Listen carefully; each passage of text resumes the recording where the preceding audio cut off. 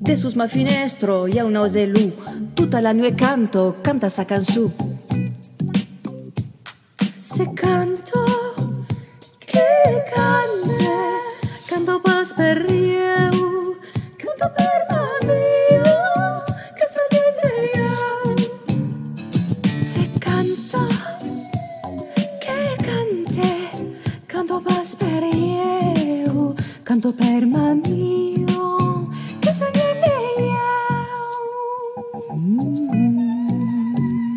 Lorsque je suis arrivée à Gannat, dans la montagne, en Ariège, j'avais 8 ans. Depuis l'âge de 6 ans et demi, j'étais en apnée, et même si de l'extérieur cela ne se voyait pas, j'étais pétrifiée.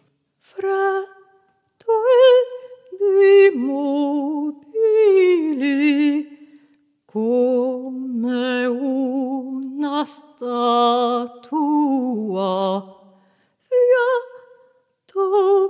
non resta a mi da respirar. Freddo ed immobile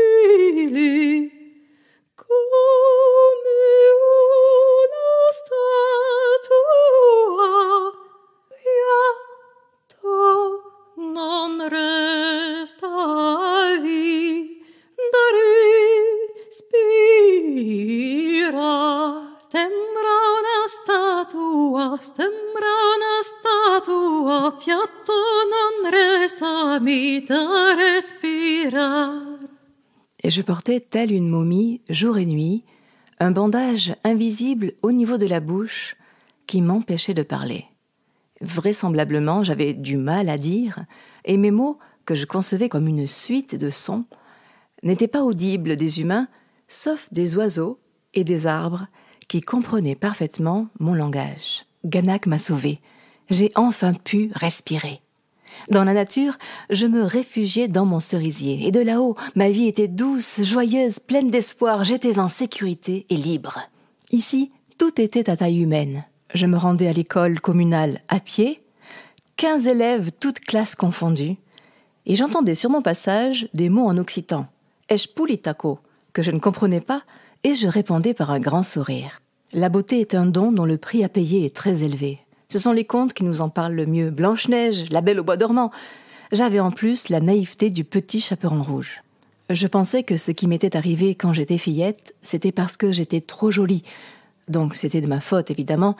Alors, comme peau d'âne, pour survivre, je me suis protégée en me calfeutrant pour passer le plus inaperçu possible et éviter d'attirer les regards sur mon corps, ce maillon faible. Il était une fois, dans la ville de Foix, une marchande de foie qui vendait du foie. Elle se dit, ma foi, c'est la dernière fois que je vends du foie dans la ville de Foix. Depuis ma naissance à Toulouse, en très peu de temps, j'avais déjà vécu à Avignon, Verniolle, Saint-Félix-de-Rieutor, Guéret, et ma trajectoire m'a conduit à Foix. C'est là que j'ai croisé 2 ogres, un père de famille, charmeur, très apprécié des parents, et son fils aîné colonisé. Ils vivaient dans l'enceinte même de l'école publique. L'enfer des élèves, un paradis pour Barbe Bleue. Et vous savez comment ça se passe en général ? Les enfants, on n'y croit pas. Les monstres, eux, sont masqués.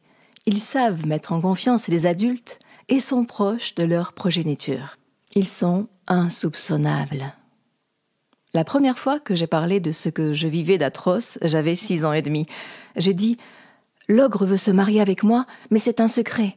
Il sent pas bon, je veux plus le voir. Sa transpiration me dégoûte. » Ce qui, aujourd'hui, alerterait un parent sain, n'a pas intrigué mon interlocutrice, certainement sous influence. Je revois la scène, elle portait du linge. Elle m'a regardée et a ri. Ce jour-là, j'en ai conclu que ma voix parlée était mineure et que j'étais seule. La deuxième fois que j'en ai parlé, j'avais 12 ans. Je venais d'apprendre que l'ogre père était mort, après avoir été arrêté par la police pour avoir fait festin d'autres enfants. J'étais en cours au collège. Sa mort m'a immédiatement libérée, et comme par magie, les bandelettes invisibles de la momie qui maintenaient ma bouche fermée se sont spontanément dénouées d'elles-mêmes et ont disparu. C'était impressionnant, je me sentais forte. Je retrouvais la parole. Même si j'avais honte et que je ressentais une extrême culpabilité parce que l'ogre avait dévoré d'autres enfants, je devais me dégager de ce poids insupportable en le partageant avec cette même interlocutrice, en lui expliquant mieux ce que j'avais subi de criminel lorsque j'étais enfante. J'avais 12 ans, elle m'entendrait. Je ne parvenais pas à affronter son regard. Alors j'ai rassemblé tout mon courage et je lui ai téléphoné à son travail. J'avais écrit sur un bout de papier des mots-clés pour décrire précisément ce que j'avais vécu. Au téléphone, elle me dit « On en parle ce soir quand je rentre. » Le soir même, je l'ai attendue avec impatience et une grande angoisse, mais elle a agi comme si je n'avais jamais téléphoné. Elle m'a muré dans le silence. Beep, beep, beep. Hello, it's up to you now. Beep. Hello. Here is Vera calling. Hello. I need to talk to you because tonight it's not a good night. And I know. I really wanna, I don't know, speak with someone or don't know. What can I tell you? Don't you think I'm sad or depressed or something? I am not. I am not. Just wanted to talk to you. Just wanna talk. Just talk. Only this stupid telephone. I mean, talk. Just talk with you tonight. You know, I talk to you and every time I have the feeling that even if I talk to you, you don't mind about it. It's like you don't speak to the mountains. I mean, if I speak to the clouds and nobody's answering. Nobody's answering. I feel so lonely. My God. So lonely. Just talk. Just talk. À 12 ans, j'ai plongé dans le vide existentiel intersidéral, plus honteuse qu'avant mon appel, plus seule encore, et toujours pas protégée. Ce silence cautionnait les agissements de l'ogre.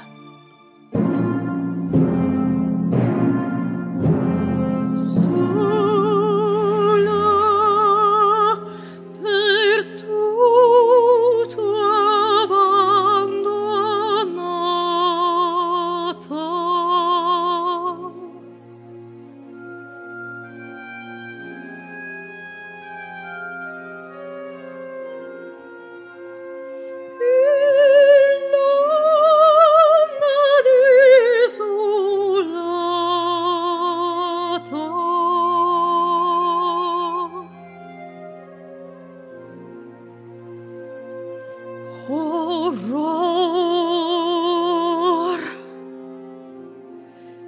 et tornai mi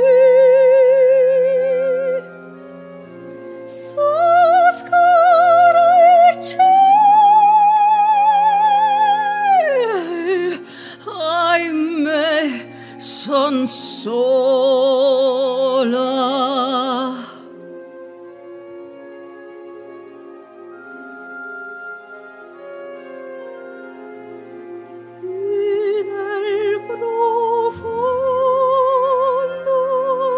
Deserto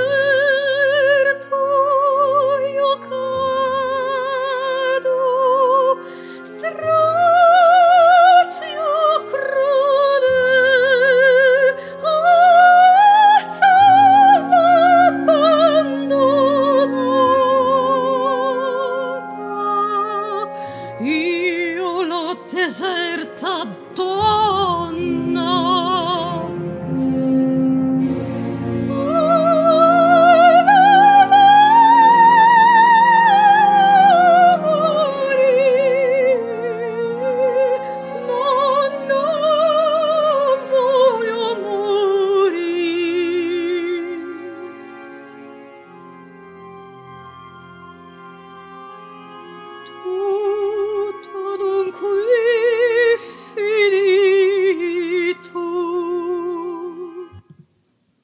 Les bandelettes invisibles de momies sont revenues violemment, en force, boycotter ma parole et éteindre tout espoir de trouver des aides extérieures.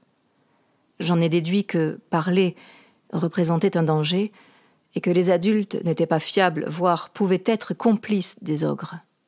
Bien sûr, j'ai eu envie de disparaître et j'ai lutté en transformant cette pulsion en vie, notamment grâce au chant.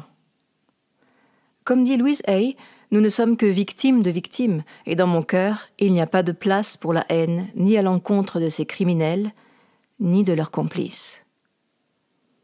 Je me suis sauvée toute seule, je suis une survivante, et si finalement cette solitude, j'en avais fait une force.